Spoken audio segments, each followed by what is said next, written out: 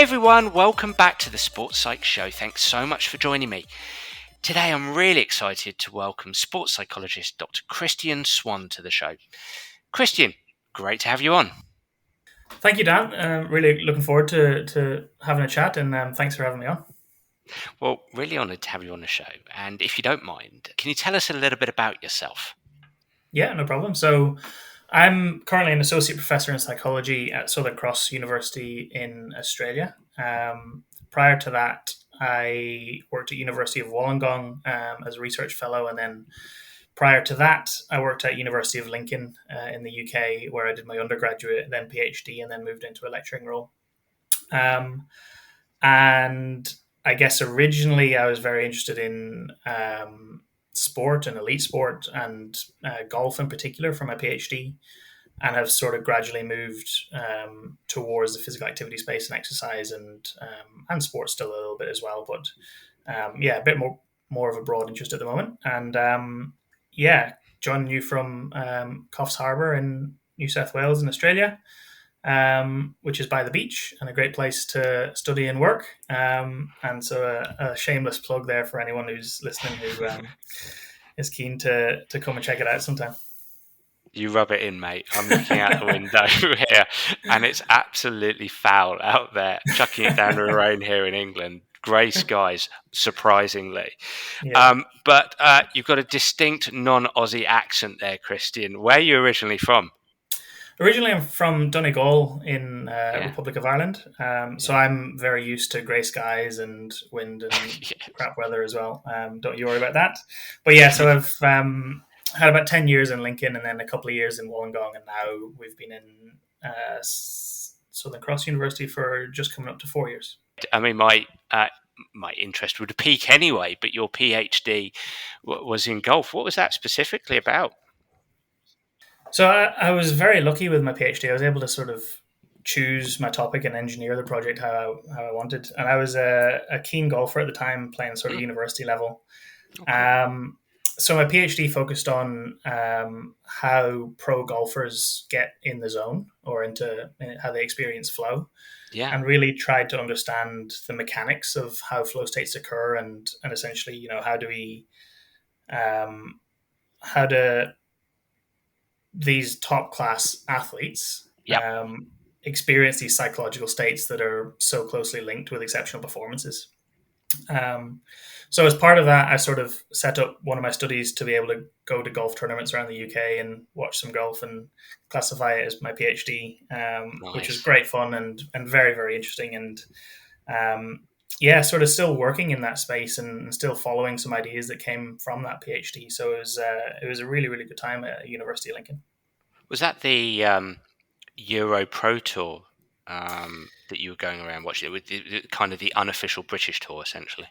Yeah, so I went to quite a few Europro events, went to some Challenge Tour events, Yep. Senior Tour events, and a couple of the European Tour events as well. So sort of a cross section of tiers 1 to 3, one to Yeah. four, sort of. Yeah. But yeah, really good standard of golf, and I was able to get up close and watch some of the golfers win tournaments and observe what happened in the final round, and how they manage different situations, and it was fascinating, absolutely fascinating. And appreciate we're not here today to talk about your PhD or flow or zone, but in a nutshell, what was some findings there with regard golf and zone and flow? Yeah, well, it's interesting. It sort of sowed the seeds for some of the work that we're now doing in goal setting, and sort of the Okay. origins of that trace back to the PhD. And for me, one of the most interesting things that I found at the time was that when these golfers were experiencing flow and Mm. having exceptional performances, shooting 7, 8, 9 under par, winning tournaments. One of the things that really struck me was that they talked about setting very exploratory goals during the performances. Mm. A really common phrase was that they wanted to just see how well they could do, or see how low they could go, or see how big a lead they could build. Mm-hmm. And as a PhD student at the time, I was sort of trying to figure out how that aligned with goal setting literature. And, at the time, everything I was aware of was based on specific goals. So I just couldn't make it match. And that's led us down a path now where we're sort of both interested in understanding more about non-specific goals, just like those that I mentioned, as well as thinking a bit more about specific goals and starting to think a bit critically about specific goals and the way that we've been setting goals for a while. So yeah, a lot of the stuff that I'm still working on really dates back sort of 10 plus years ago to what those Yeah. pro golfers were talking about in the heat of the battle and in final rounds of tournaments, and doing stuff that theory said they shouldn't be doing, really, Yeah. but going on and succeeding. So that really, really captured my attention. Fascinating, and you've offered a neat segue into what we're going to talk about today, which, as you mentioned, there, goal setting, and specifically, we're going to be talking about a paper that you've recently released alongside a number of colleagues. That paper is called the Overuse or Use of Smart Goals for Physical Activity Promotion: A Narrative Review and Critique. And I think it's only fair of me to mention all the colleagues. It was there was quite a few of you on this project, so And it was definitely a team effort. it was yeah, it's a big team effort. I love it. So global as well. So yourself and Patricia Jackman, Alex Lawrence, Rebecca Hawkins, Scott Goddard, Ollie Williamson, Matt Schweikel, Stuart Vela, Simon Rosenbaum, and Pantelimon Ekakakis. I think I've pronounced that correctly. Also known as Paddy sometimes. Also known as Pat. That would have been far easier. I should have asked you before. So, as you say, a team effort, and really, I'm so excited to talk to you about this. Really meaningful for me because as a young, way before I was actually a psychology student, as a young golfer, picking up various books around the psychology of the game, and I always came across there's usually a chapter about smart goal setting somewhere, which I think at times, if I was to be 100% honest, left me a little bit cold. Whether that's because I was quite a low conscientious person and didn't love writing things down, and when you talked about measurable stuff, it wasn't always something I loved to do. But I'm really excited to unpack this. To get us started, do you want to give us you've given us a little bit of background, but do you want to give us some more background here regarding this research paper? Yeah, for sure. So this one was published in Health Psychology Review, Mm, and it's, I guess, our latest one in what's become a bit of a series of okay. papers that are interested in goal setting, particularly within physical activity and physical activity promotion. Mm, Um, and very similar to you with your own experiences, what we, or certainly I, sort of found was that in this space, wherever you looked, you come across SMART goals over and over again. yeah. Quite often in quite high profile places, really, really well established and reputable organizations. Actually, here in Australia, it's really interesting. There's a policy that healthcare practitioners need to work under in certain cases. And that policy, the clinical framework for delivery of health services in Australia, actually requires all practitioners to set SMART goals in a particular way, or they aren't technically meeting the standards of care that the policy is there to ensure. So, it's Mm, quite a serious thing as well, I think, in terms of treatment of patients and the practice of practitioners from a range of different disciplines, certainly here in Australia. Um, so, yeah, we sort of had that impression that everywhere you looked, it seemed to be SMART goals. So, um, and at the same time as well, speaking with practitioners and people who are out there in the real world, I certainly am not out there in the real world and on the front line and working with clients or practitioners or anything, clients or patients or anything like that. But speaking to those people, they sort of had exactly the same response as you did, where it's like, I'm aware of mm, them. I'm not sure how well they gel with my experience, but it's what everyone does, so I'm going to use it. And so we sort of just sensed that there were a couple of pretty big assumptions that a large number of people and a large chunk of the field was making, and kind of wanted to jump into that and see what was going on. Um, And so yeah, this one is latest in a series. Prior to that, Simon Rosenbaum and I wrote a paper in 2018 where we asked the question: do we need to reconsider best practice in goal setting for physical activity promotion? It was a really brief paper. I think we tried to fit it into 800 words, um, but really just posed that question and started thinking critically in this space. And that what inspired that really was,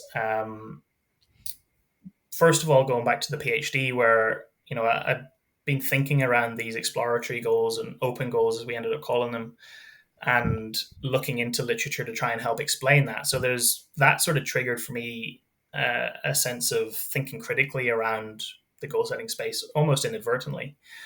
And then what followed that was, still one of my favorite papers that I've read, was a 2016 meta-analysis by Desmond McEwen and his colleagues. He's down at Bath. Um, and that was the meta-analysis of goal-setting interventions in physical activity, which was fascinating, particularly from my perspective around their finding that specific goals were no more effective than vague goals. So they basically said that you could have a really articulate, well developed, well thought through specific goals intervention, or you could tell someone to go and be more active, and they would be equally as effective. And so that then really sort of captured my attention even more, and made me started thinking around, okay, well, what's actually going on in current practice, and what are we doing? Why are we doing it this way? Does it hold up? And yeah, I sort of was found myself matching up this prior critical thinking I had around whether specific goals are the best way to go, with then this new literature and this awesome paper that I loved from Desi and his colleagues, and sort of matching them both together. I started thinking, okay, well, is there something going on here, and is there a reason for us to start thinking a lot more critically about it? And so yeah, we started with that initial paper with Simon, and then followed that up last year with a review of goal setting theory. So specifically about that one theory and its application to physical activity promotion. And again, in that paper, we sort of identified a couple of assumptions that weren't really holding up, and a couple of recent developments in the theory, and some steps forward that have been made in the evidence as well. But our practice was sort of lagging a little bit behind. So the purpose of that paper was to try and match it all up and say, Mm. well, if we're using this theory, this is the latest. Um, and then in doing so, obviously, you start thinking about specific goals and theory around goal setting, and then SMART goals are there as the elephant in the room. So sort of as soon as that paper was out, my attention switched to what was going on with SMART goals, and here we are. Because SMART goals are always there, aren't they? They're around every corner that you look when you're a sports psychologist. As I mentioned earlier, it's just every textbook I seem to open. It was like, you've got to set SMART goals. You've got to set SMART goals. So essentially, in this paper and for the last few years in previous papers, you're starting to question, well, hang on a minute. You know, are SMART goals underpinned theoretically? Are they? What is the scientific underpinning here? You're calling this into question and potentially looking at alternatives. And in this paper specifically, you're relating this to physical activity promotion. But I'm guessing as we unpack this, Christian, we can probably align findings with other areas of sport, learning sport, and performing in sport. Would you say it's not just questioning SMART goal setting around physical activity promotion? I don't think so. No, I think it's we'll go through some of the issues that we identify in the paper, but Yeah. I think those issues are fundamentally about the acronym itself, Mm. as opposed to necessarily its use in physical activity. And also, in putting this paper together, all we did really was draw upon criticisms of SMART goal that have been raised in other fields, Okay. and look at what other fields have been doing around goal setting, and seeing where we were. And again, that sort of tension between what we currently adopt as the status quo, but where other fields have advanced. So, a lot of the ideas here have been raised in other fields. in some cases way more scathing than we've been. Um, but fundamentally, because of that, I think it's reasonable to assume that a number of the core issues would be at play, whether we talk about sport, whether we talk about exercise, and even my hunch is that if you get into other really prominent areas like business and education and the workplace and Mm, organizational psych and all sorts of places, they use SMART goals just as much as we do. And absolutely. and again, I think the same issues are likely to apply. So yeah, certainly from a sporting perspective, there's stuff that I think we can take from this. Okay, so let's start to unpack this. What does SMART stand for, and what are the actual origins of SMART goal setting? So the origins date back to 1981. George Doran was a business consultant and published an article in a magazine where, based on his work and his practice, he put forward this acronym as a way of helping managers in organizations to set objectives more effectively. Um, his paper was even shorter than ours was. I think his was 500 words. There was no reference list. There's no citations in it. There's no reference to theory. It wasn't that sort of journal. It wasn't that sort of outlet. And from his perspective, it was put forward as a practical, useful tool, which it totally is. And I think the popularity of it is really testament to just how practically useful and intuitive it is. So he did a great job of putting forward something that was practically useful. For him, SMART standard for a specific, measurable, assignable, realistic, and time bound. What we certainly in sport and exercise and physical activity, we commonly assume it to mean specific, measurable, achievable, realistic, and time bound. So even before we go any further, there's already a pretty significant difference to what was suggested by George Doran in the first place. But yeah, so it's 40 years or so old. It's spread like wildfire, but certainly wasn't intended, I don't believe, to be a sort of a scientific paper or backed by scientific evidence or anything like that. It was very much from his experience as an applied practitioner in the real world. So essentially, it comes from somebody sitting down to write an article and thinking, "Hey, this is a really cool acronym. This could be, this could catch on here. This is useful for my audience, right?" Totally. Yeah, and who can Yeah. blame him? Yeah. Wow. Okay, it's amazing, isn't it? What catches on, and so in terms of Smart's relationship with the history of goal setting, I mean, as a sports psychologist, when I think goal setting, my brain immediately goes to Locke and Latham. Locke and Latham is like, yep, that's goal set. That's goal setting theory. I think so. Can you give us a bit of a brief history of goal setting and its sort of relationship with SMART goal setting? Yeah, for sure. I could certainly talk about goal setting theory. Yep, great. There's I think something like 20 odd theories that are goal based. In that goals are a pretty core part of them. Certainly in our sphere, Locke and Latham's work is very, very prominent. And Mm, so we sort of cover this in the other paper I mentioned. mm, Historically, with goal setting theory, the assumption has been that specific challenging goals are going to be most effective in comparison to other types of goal, such as to do your best. Um, mhm, and again, that's one of the things that we saw being applied today, and probably is still being applied. But it's quite interesting once you read some of the intricacies around goal setting theory and um, some of the less sort of high profile claims that they make. There's actually really, really explicit statements in their work that look, in some instances, this isn't going to work best, and in some instances, it's actually going to be more beneficial to say do your best. And actually, in some cases, specific challenging goals can be harmful to right. what you're trying to achieve. So, they sort of have those disclaimers hidden here and there in their work, and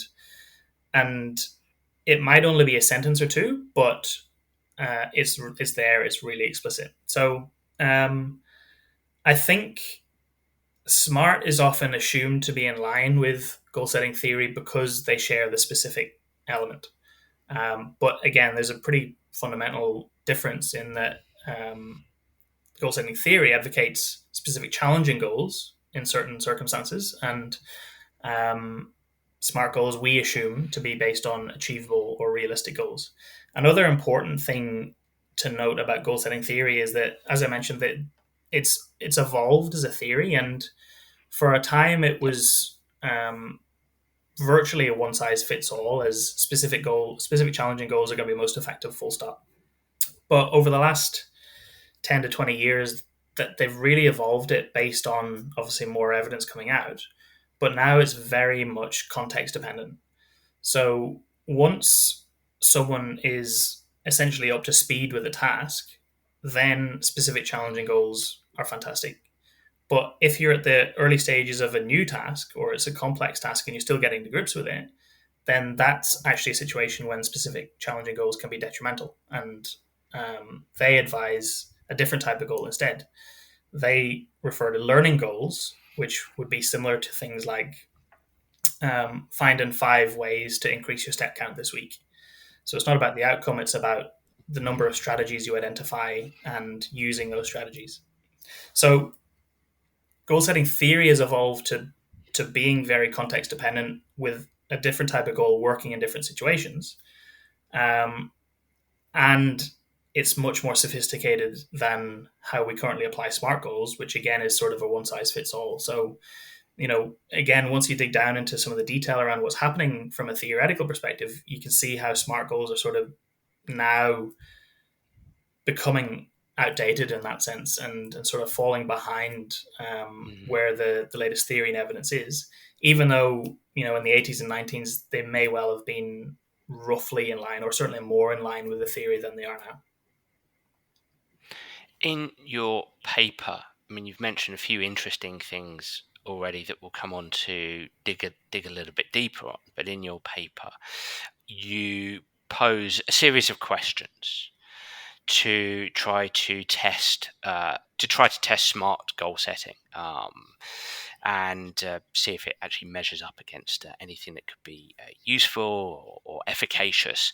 And you start by posing the question: is SMART based on any underpinning theory? Is SMART based on any underpinning theory? You've alluded to the notion that it's not. Is that very much the case? And if and whether it does or it doesn't, why is a theory important when it comes to goal setting? Yeah, really important question. Theories are designed to help us explain what's happening. Yeah. Um, and in terms of developing interventions to try and improve health or performance or whatever it may be, theories aren't guaranteed to help make an intervention work, but they're much Yep. more likely to make the intervention effective. And that's because they outline why essentially change should occur. They explain how the intervention is going to work. They identify what the anticipated outcomes will be. They identify the context, so moderators, which will influence how effective the intervention is, mediators, which explain how the intervention is going to work. So, a theory fundamentally is a very, very useful tool in developing an intervention. Um, and in terms of SMART goals, like I've sort of suggested, the assumption for a long time has been that SMART goals are in line with goal setting theory. But when you dig down into it, it's just not the case. So, and there's a number of reasons for that. First of all, like I said, the original article, 1981, made no reference to theory of any kind. Didn't refer to any empirical evidence of any kind either. So, I don't think we can say that the intention of the author was for SMART goals to be well housed under a theory. I don't think his thinking was in that Yep. space. I think it was, this is useful, others might find it useful too. Um, in terms of goal setting theory specifically, Locke and Latham are well aware of SMART goals, and they refer to SMART goals here and there as a practically useful tool, which it is. But they're also crystal clear that it's not based on goal setting theory. Mm-hmm. And so some of the core differences, like I mentioned, include specific challenging goals being core in goal setting theory, whereas the common interpretation of achievable or realistic goals, there's a fundamental difference there in terms of the difficulty of the goal. And from Locke and Latham's perspective, their theory is based on thousands of studies and metasynthesis, meta-analysis, bringing all of that together to actually identify from a data up, bottom up perspective, what is working most effectively. And their evidence suggests that the higher you set a goal, the more likely performance is going to improve. Doesn't mean you're going to achieve the goal, but your performance is going to improve in the process. So that issue of goal difficulty is a really key difference between the theory and the SMART acronym. And also, like I said as well, the goal setting theory has evolved recently. So now it's very context dependent, and a certain type of goal will work best in certain situations, but won't work in other situations. Whereas SMART goals are sort of one size fits all, and applied in that way. So, in short, it's certainly an assumption that the SMART acronym is in line with goal setting theory, but the reality is it's not, and I don't think it was ever claimed to be.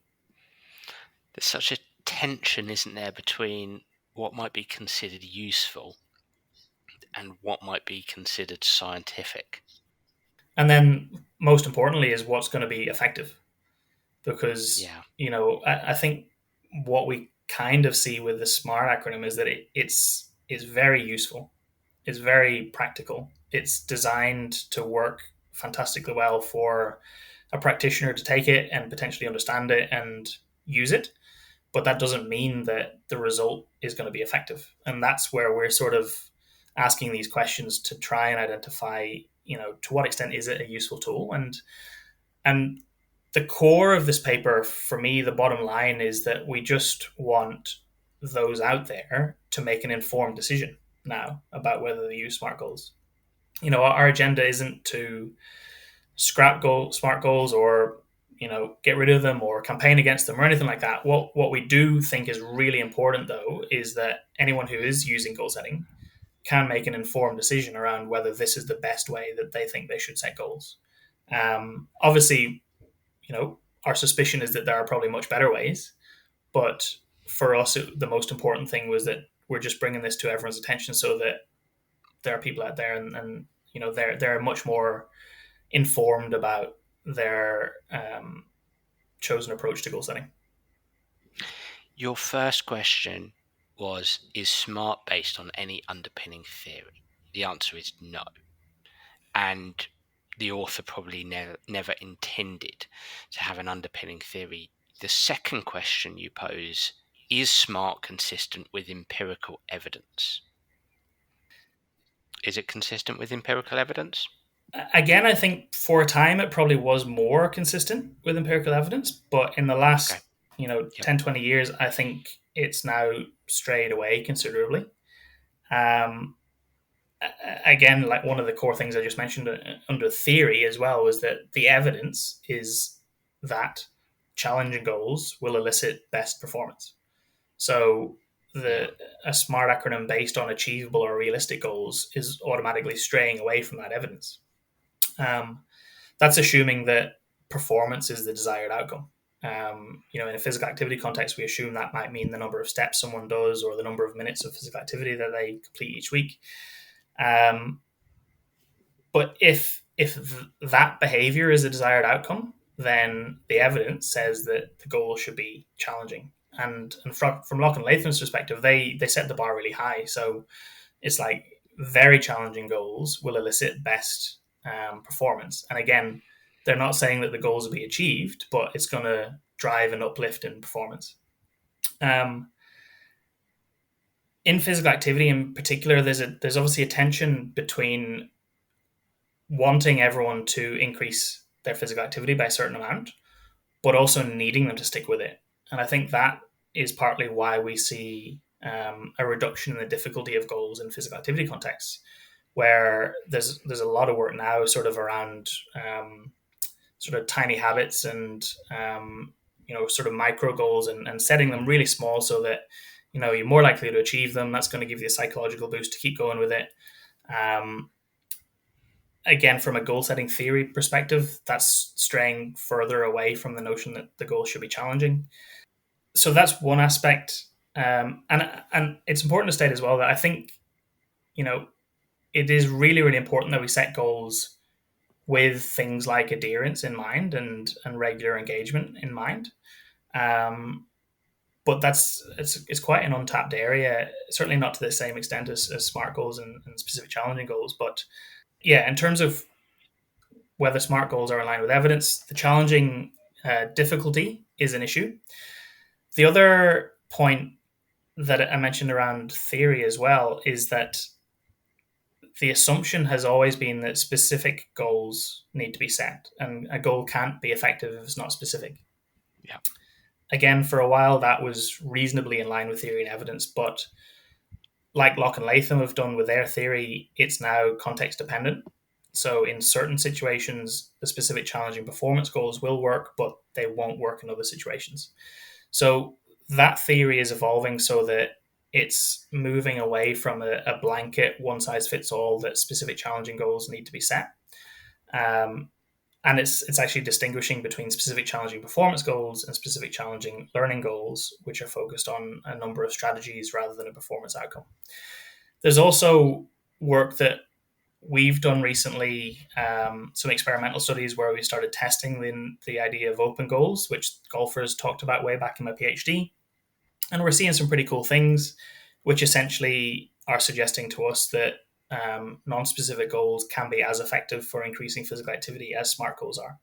And another, real big paper I mentioned was Desi McEwen's meta-analysis, where they, in a really robust meta-analysis, they found that there's no difference between specific goals and vague goals, like telling someone to be more active. So all of that combined is telling us that the assumption that a goal has to be specific in order to be effective isn't holding up anymore. And the SMART acronym is based around specific goals as the cornerstone. So there's cracks in how well SMART goals are aligned with evidence. So you've alluded to, or actually given us an answer around the third question you posed there. Does SMART take into account what type of goal is set? SMART doesn't appear to me to be very robust here, as you've mentioned. You can have different types of goals: performance goals, learning goals, behavioral goals. You can have free goals. Is that how you refer to it? We refer to open goals, Open sort of goals. exploratory Thank you. goals. Yes. Do your best goals as well as possible goals. In sport, a lot of us are used to process performance outcome goals. There's something like 20 to 30 different types of goal in psychology literature. Yes. And so, that notion that there's lots of different ways to do this, and each type of goal that you set is going to have varying effects on both performance and accompanying psychological factors. So SMART just doesn't pay any attention to that whatsoever.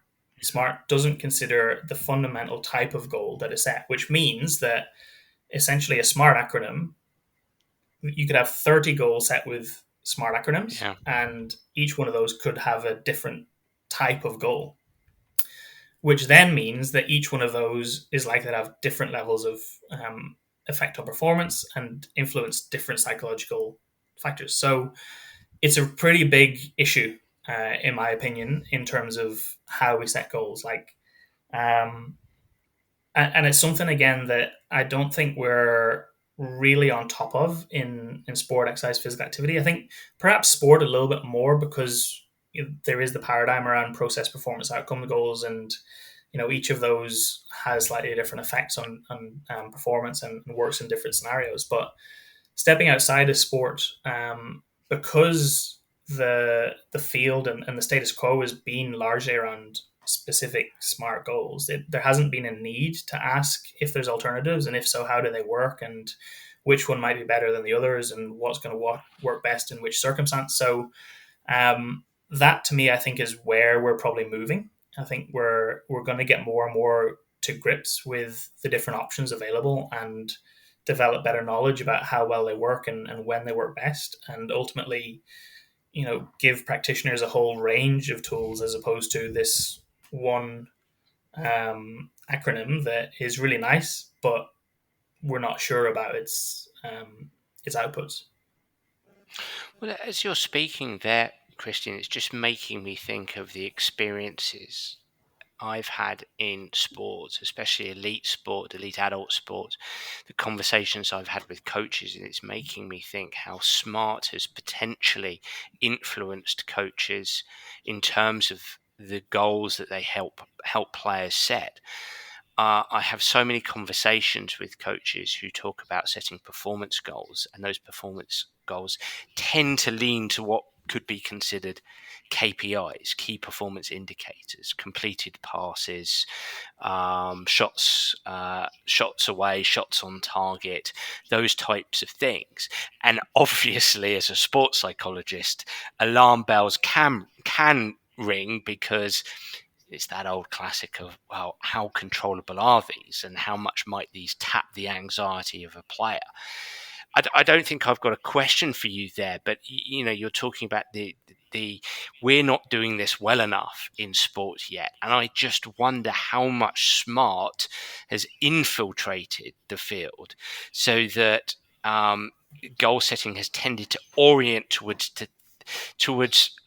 indicators and factors that are out of players' control, rather than looking at goals that are more subtle and nuanced and underpin these kind of performance indicators. Yeah, totally. I'd agree with that, and I think it makes sense. One thing, having read a lot of goal setting literature across lots of different fields now, I think it's very easy now to look back and say, oh well, this could have been done differently, or we could have maybe thought differently about goal setting in these ways. At the time, I think it makes total sense that people went about it the way they did. So, certainly no criticism of No, anyone no. in how we got to this point, and it's very much the nature of how science works. There's an idea, it catches fire, it goes, and what the critical thing I think is that when that does happen, and I think this is what you're getting at as well. Almost the worst case scenario is that the thinking critically about it slows down, and then that means that we're sort of stuck with the status quo that we assume is effective, and everyone else is using it, so I'm going to use it too. And what's missing there is the critique and the challenge and the continuous driving forward of our knowledge. So yeah, I think that potentially has happened as a result of smart goals, and really caused us to slow down the critical thinking around how best to do this and how best to use this strategy.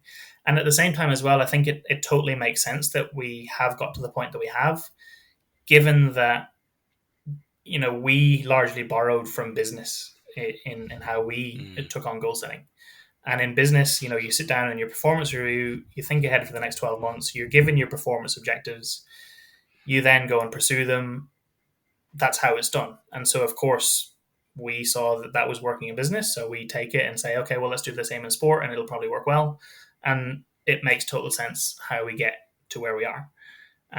But I think the most exciting thing is now that we might have license to just think outside the box a little bit and to double check that we're doing it the best way that we can and explore new possibilities and start run studies that test some of these things and give practitioners and coaches and athletes and exercisers lots of options Mm. with evidence behind them, with underpinning theory, and with a clear sense of this is going to work in these ways in this circumstance, and you can pick and choose what's going to work best in your circumstance. And I think that could lead to a lot of cool stuff happening. I'd like to, if you don't mind, just have a brief discussion about open goals. It piques my curiosity. We did speak briefly with Dr. Noel Brick about this, because he wrote about it in his book, and I think I might be wrong, but it's one of the first books to talk, not extensively, but at least a little bit about open goals. And I think this is fascinating, probably personally, because I think it lends more towards my temperament and my lens of the world. And obviously, it's still applicable to this paper, because it's probably something that smart goal setting doesn't offer us, is this notion of open goals. So can you speak to open goals just a little bit more for us, Christian, if you don't mind? Yeah, totally. So, like I said, the first I came across them was pro golfers doing Hmm. exceptional things in their performances. Um, I've spent virtually 10 years now trying to find where they are described in the scientific literature, and I haven't yet found a neat explanation or conceptualization of them. So at this point, we're assuming that they haven't been conceptualized elsewhere, and we're calling them open goals, and we're trying to find out more about them. It's a very intuitive thing, and I think most of us would be familiar with saying to ourselves, we're just going to see how well we do, or just going to have a crack and see how it ends up. So I don't think it's I don't think it's necessarily a novel thing for most of us, but I think in terms of how it's been articulated scientifically, certainly we haven't been able to find anywhere else that's done that. So what we mean by open goals really is that, first of all, they're non-specific, so they're not about identifying a specific numerical, quantifiable outcome that needs to be achieved. Instead, so they're non-specific, but the crucial element that we see is that they're exploratory. And this has come through interviews with athletes and exercisers from a whole range of different activities. How they describe these goals is it involves a sense of exploring your limits or exploring the environment. And that's really important because exploration inherently involves an element of challenge, but the challenge invariably is sort of at your limits. So it's not pushing you beyond your limits, so therefore it's not uncomfortable. It's sort of right on your limits just by using this phrase. And obviously it's self-reference as well. So you're seeing how well you can do in that situation. So it's not about comparing against anyone else or external factors. It's very much about you exploring your own limits. And so when we hear athletes talk about seeing how well they can do, or seeing how fast they can run 5K, or seeing how low they can go on the golf course, that's inherently about them challenging themselves to see what they can get out of that performance. And they don't know where it's going to go, they don't know how it's going to end up, but it's about striving to just see where it goes. And so that's sort of how we understand open goals. We've tested them in a number of studies now. Rebecca Hawkins at University of Lincoln is doing a really cool PhD in this space as well, with Trish Jackman, who's supervising her too. And we're starting to see that open goals seem to work roughly as effectively as SMART goals or specific challenging goals. Rebecca's found that for insufficiently active individuals, they perform better with SMART goals. Insufficiently active individuals, they perform better with open goals than they do with SMART goals. And with people who are already active, they perform better with SMART goals than they do with open goals. So again, it seems quite context dependent, but open goals seem to work particularly well for people who are new to a task and just figuring it out and trying to find their feet and just having a go, which coincidentally happens to be the majority of the population who are trying to be more active. So that's a plus for Rebecca's PhD. What we also find is that open goals seem to lead to a much more positive psychological experience of engaging in the task. And what we've seen is that participants pursuing open goals will report much higher perceptions of their performance, regardless of how their objective performance played out. So in one study, which Matt Schweikel led, actually, participants performed objectively worse when pursuing open goals, but reported that they performed significantly better. And so there's this feeling with open goals that you're really, really happy and satisfied with your performance because there's no limits, there's no constraints. You're engaging, you're seeing how well you can do, and it avoids pressure, avoids tension. And there's an amazing quote in a paper that in a study that we did here that we're working on getting published at this point. A participant told us that open goals remove the possibility of failure, and in doing so remove the trauma of failure. And that to me was really quite profound, because when you set goals in that way, of course there's nothing to fail. you it it changes the nature of the goal from a yes or no, was this achieved or not, to what extent have I achieved this, or to what extent have I improved my performance. So it thinks differently about the outcome, and it sort of changes it to a sliding scale, which in doing so removes the possibility of failure. So you could still perform relatively low, but you haven't failed because failure isn't even in the equation. And we're seeing other important psychological factors, including more positive affect while participants are engaging in physical activity, which is a fantastic finding. People are enjoying it more, intrinsically motivated, really high intentions to repeat the activity. So there's a lot of really positive psychological things happening while participants are achieving as much performance as SMART goals or specific challenging goals.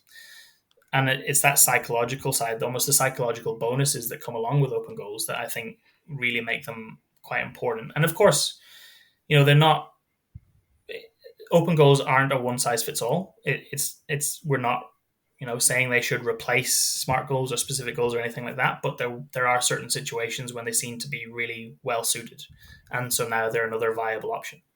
And certainly in the physical activity space, Rebecca's work seems to be suggesting that open goals are a lot better suited to those who are seeking to become more active as opposed to those who are already there. And some of our thinking around why we see these findings is that when you set a specific goal or a SMART goal, essentially what you're doing is identifying something in the future that you want to happen. And so your reference in terms of your engagement in the task is very future oriented. And what that does, and Locke and Latham talk about this, it creates a discrepancy between where you are now and where you want to get to. And your job then is to reduce that discrepancy. So that is partially why it doesn't feel as good, because you're constantly trying to sort of track down and chip away at where you want to get to. And that's not as rewarding as when your reference is what you've just achieved. And if you're sort of thinking backwards rather than thinking into the future, the focus is much more on your achievements and your accomplishments, and that gives you, self-efficacy and enjoyment and reward and positive effect, and a lot of these things that we're finding, because it's about essentially accumulating successes to then propel you forward rather than hunting down that thing you've identified in the future. So that's sort of the rough thinking we have around why they might work in this way. But it's a fascinating space, and like I said, the key thing for me, I think, is how psychologically beneficial these goals seem to be with no cost in terms of performance. I think it's absolutely fascinating. I've written some stuff down as you were speaking, so there's not going to be a question here, but any kind of thoughts on your end. And I'm kind of reflect back what you've said, but perhaps in my own language. I was hearing open goals work in servitude of reduced anxiety. So it works to reduce anxiety. It makes me think of being autonomy supportive to yourself, essentially. It feels like you lower the demands. If we're talking about using open goals in competition, lowering the demands to experience helpful emotions, which reminds me of the research literature around challenge and threat states, how we could potentially promote a challenge state as a consequence of helpful emotions due to lower demands that we perceive within the activity as a consequence of those open goals. It makes me think of exploration with relation to mastery, which makes me think of play, which makes me think of its relationship to flow. It feels anti-high performance in many respects. However, I've always been fascinated by the paradox of performance. It feels anti-high performance, but as you alluded to at the end there, that notion of cognitive dissonance that Locke and Latham point to in terms of that constant future reference, if anything, that can be anti-high performance, and actually anything that, to use a cliche term now, that keeps us present minded, that helps us be in flow, that lowers demands, that helps us feel like we're engaged autonomously in our activity, that reduces our anxiety. All of this surely promotes higher performance. Doesn't guarantee it, but promotes high performance. And the last thing to say here is, it, for me personally, and this is a very personal thing to say, but it very much aligns itself with the kind of conversations I have with elite athletes around their inner story, their narrative, their cognitive script around performance, in terms of, hey, let's worry less about performance. Let's be more tolerant of our performance. Now, I might find some certain things that they can be tougher on themselves from a process perspective and more demanding on themselves. They don't feel more controllable, if you like to use that term. But everything, their open goals seem to work towards, lowering expectations around performance, which for me, at the applied level, at the coalface, consistently demonstrates better outcomes. Not all the time, but often. That's my 5-minute ramble there. I don't know if that sparks anything in you. Fascinating. I think, yeah, look, it resonates a lot.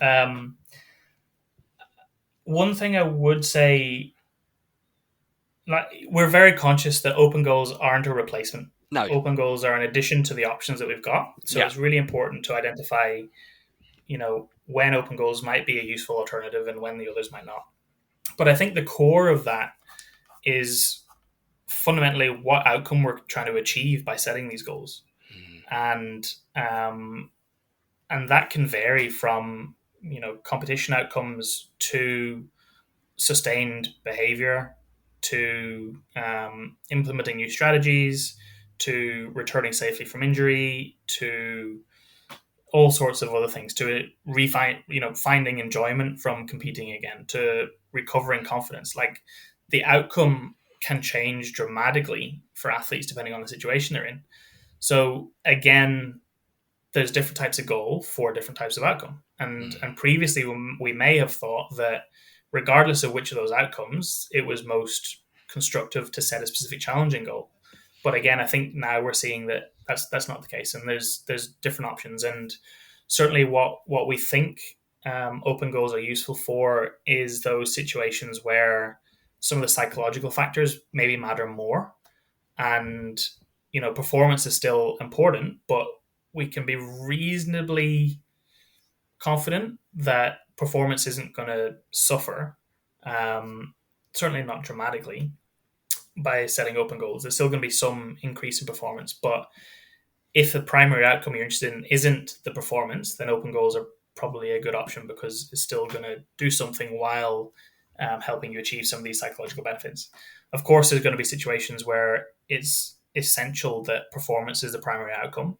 And, 60, 70 years of goal setting research tells us that specific challenging performance goals are fantastic in those specific circumstances with that outcome in mind. So we'd never stray away from that. But it's now sort of working with individuals to think through, what do I actually want to achieve here? And then what are my options in terms of setting goals to help go about that? I'm conscious we've gotten off the beaten track here, so let's try to stray back onto SMART goals. Look, there's a series of other questions you pose throughout this paper. You question whether there's sufficient detail in the SMART criteria. You question whether all of the SMART criteria are necessary. Is SMART always necessary? You also question whether SMART is being used how it was originally intended. To progress us here, so we can reach some conclusive thoughts. Do you want to unpack a couple of those questions for us? Yeah, totally. So the last one you mentioned, whether they're being used as they were originally intended, the answer is no. So in that article, when George Doran first put SMART goals Mm, forward, he explicitly stated that you don't need to hit every criteria. You don't need to have all letters mm, present to guide the objectives that you want. And he also says that in many cases, objectives won't be necessary with the situation you're in. So you don't need to set SMART goals in certain situations at all. But commonly, we're taught to set SMART goals by ticking off every one of the letters and making sure that they're all hit. And that then is an effective SMART goal. So the reality is that we're not using them as they were intended. And another quite interesting one, I think, is you and I both assume that, or certainly seem to recognize that specific, measurable, achievable, realistic, time bound was SMART goals. Our analysis suggested that in physical activity, more than 34 different terms had been used for SMART. right. And in other areas like rehabilitation, similar studies have found 55 terms that are used. So not only is it not theory based, not evidence based in terms of what's happened in the last decade or two, doesn't consider what type of goal is set. It also is being used in dramatically different ways depending on the different organization or the practitioner or whoever is using it, and in some cases there's multiple terms advised for certain letters. In other cases they're not defined at all, so it's sort of a bit chaotic in terms of how smart goals are actually being implemented in the real world. And the concern with that is that it underpins the evidence base. So it's really, really difficult to get a handle on what goals are actually being set, and subsequently what is the evidence around how effective they are, because there's just so much variation. So in an ideal world we would have loved to run a systematic review or a meta-analysis where we could actually find the data on these variations of smart goals lead to these outcomes, but there's such variation that it means that we're not in a position to do that at this point in time. And that, from a research perspective, is hugely problematic in terms of helping us move forward in an evidence-based way. So there's plenty of issues, but those two I think were interesting for me, that even tracing it back to right the very beginning, we're not implementing it the way that it was intended to. And not only that, it's almost a free for all in terms of how we want to interpret smart goals, and that's before we even get into the additions. So there's smarter, smartest. There's other letters that are added on top to try and help make it fit even better to certain contexts. So there's just more and more and more variation, which underpins the evidence base, and really means that we're sort of a bit in no man's land around Mm. being able to understand what type of goals are actually being used and whether they're effective or not. Which is it's if that is the case, it's a bit concerning given how widely it's used, right? I, it almost comes back to this tension again, doesn't it, between what's useful and practical and what's, I suppose, simpler to remember out there in the real world. But then on the other side of that, it's understanding that the real world is complex, and simple solutions can't always be put in place. And I have empathy with both sides. And as somebody who's written utilizing acronyms, I could hardly sit here and start shouting at people and start demonstrating against, or remonstrating, I should say, against, there's 50 different acronyms. This is disgraceful, because I know I throw in an acronym here and there. And I remember a conversation I had with Dr. Scott Goldman on the show, and he just said, look, out there in the field, 7Cs and this acronym and that acronym, they're all very nice and they can be useful, but sometimes I wonder if they're confusing the issue, because it is so complex out there. And we can't explain human behavior, and we can't explain learning and performance and engagement and participation utilizing these simple or just utilizing these simple cues and keys and acronyms. I empathize with both sides, Christian, but I understand Mm. the frustration from an academic viewpoint when you're looking for more objective evidence, if you like. Well, I think you're right. It's not so much the use of an Mm, acronym. I okay. think I think the issue would be when an acronym is used in the absence of a strong theoretical basis or a strong evidence Yeah. base. So my feeling at this point in time is that we're we're using style over substance, and we almost need to reverse it so that we get our evidence base right, we get our theoretical basis right, and then let's go hell for leather on making it really practically useful for everyone to then use and to translate that evidence base into practice. We just sort of find ourselves the other way around where we've got this strategy which is really useful. We're just not so sure about the underpinning basis. So, I think one of the things that we need to try and work towards is a bit of a flip. And in a few years' time, we may well be in a situation of let's try and find the coolest acronym that's going to help translate this into practice and have it as widely used as Mm, possible. But I just think this isn't the right time for that. And we say in the paper that intuitively it feels like we should try and find a replacement mhm, acronym. But I would really caution against that mm. because any acronym at this point in time would be likely plagued by many of the similar issues in terms of being really Yeah. reductionist and not accounting for a really robust evidence base. So I think that the most important thing that we do moving forward is really trying to get a handle on the evidence and the underpinning theory, bring it really up to date, understand what's happening, um, and then let's translate it and let's get it widely used. And of course, let's try and help people in the real world benefit from that knowledge. But let's do so in a way that we're really confident in what we're doing. I think you've answered my next question there, which was conclusion and implications. What's next? Would that pretty much is what you've said there pretty much sum up where you see things going here? Yeah, I think so. Depending on the audience, so I think for practitioners or organizations, I think the implication is to make an informed decision around whether to use SMART Mm, goals. Um, if you choose not to use SMART goals, be aware that there are other mm, options, and the literature on that is developing, and there will be more coming out over the next couple of years as we open these doors and we try and provide alternatives and good evidence based, theory based options for everyone. But know that there are other options available. There are different situations that you're going to face, different outcomes you're going to want to achieve, and there will be different types of goal that best match up with that. So it's moving towards a model that it's about probably broader knowledge of different goal types, but more flexible use of different ones in different situations.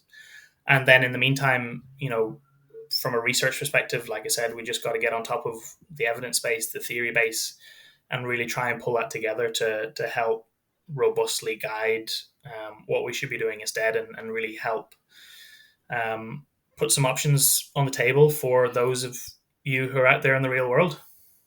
fascinating, awesome, Christian. That was just. I'm so grateful for your time. I know you will have tapped the interest of the Sports Psych Show audience. So, with all that in mind, how can people learn more about this work? How can they potentially follow you if you'd like to be followed? And how could they potentially get in touch? Yeah, so I'm on Twitter, very recently on LinkedIn, but I've hardly done anything on there. It should be relatively easy to find me. Otherwise, my contact details are on the paper. I think in terms of keeping up to speed, like I said, it's a real big team effort, and Yeah, there's fascinating stuff coming out from everyone involved. So keep an eye on what Patricia Jackman is doing, what Rebecca Hawkins is doing. Both of them at University of Lincoln are really doing some cool things. At Southern Cross University, we've got Alex Lawrence. Scott Goddard is just finishing up his PhD. He's working in this space and doing some really cool stuff. Ollie Williamson is a PhD student between Lincoln and SCU, doing his PhD on goal setting as well. He'll be producing some work over the next couple of years, which will capture attention, I'm sure. You've already spoken to Matt Schweikel. You've tapped into his brain a bit and got ideas of where he's going. Stuart Vela, Simon Rosenbaum, Paddy Ekikakis are all very established researchers, but are kindly given their time to work in this space as well. And I think by just keeping tabs on us as a group, you'd be able to keep up to date with the latest stuff that's coming out. We do have a number of other studies in the pipeline, building on open goals and building on critique of current practice. So, that there should be plenty more to come. But also feel free to reach out. I think, speaking for the team, I'm sure every one of them would be more than happy to have a conversation, or even if they don't have time, they point anyone in my direction or anyone else's direction, and we're nerds and geeks in this space and just fascinated by everything that we find. And opportunities like this to talk through our ideas are absolutely awesome. So if anyone has had their interest piqued, then they're more than welcome to get in touch, and would love to throw ideas around. No, nerds and geeks are my favourite type of people, Christian, and there's definitely everybody who's been involved in this research paper will be at least invited onto the Sports Site show, and hopefully fantastic. they'll choose to join me. Well, Christian, thank you so much for your time. I'm so appreciative. That was just absolutely fascinating, really resonated with me, and I look forward to learning about more. So thanks so much. Yeah, thank you. Thanks for having me on, and thanks to your listeners for tuning in. Well, everyone, I really enjoyed that podcast, and I'd love to hear what you, the listener, think. So please do get in touch via Twitter or Facebook or through my website, danabrahams.com, to tell me what you think of the Sports Site Show. And if you do have any suggestions, I'd be delighted to hear them. I'm already looking forward to next week's episode. Bye for now.